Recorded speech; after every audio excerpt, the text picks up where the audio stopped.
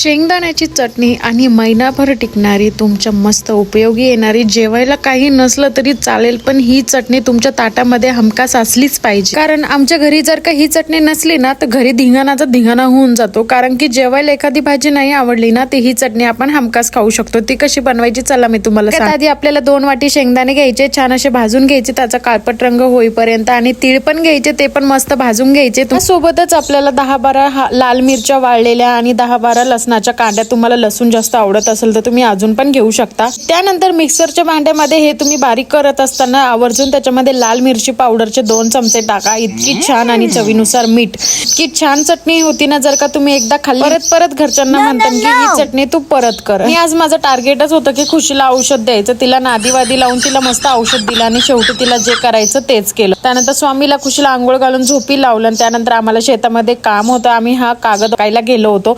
आता तुम्ही सांगा या कागदवरून तुम्हाला काय आठवते, आम्ही काय लावणार असं. तुमच्या इकडे याला काय म्हणतात ते पण मला नक्की कमेंट सेक्शन मध्ये सांगा. आणि तुम्हाला बट्ट्याचा ब्लॉग मी शेअर केलेलाच आहे. मला बट्ट्या कशा वाटल्या मला नक्की कमेंट करून सांगा. जर का कोणी लगेच घरी ट्राय केले असेल तर तुमच्या घरच्यांना आवडलाय का ते पण नक्की सांगा. आणि उद्याच्या ब्लॉग मध्ये कोणती रेसिपी हवी आहे ते पण मला सांगा. बाबा.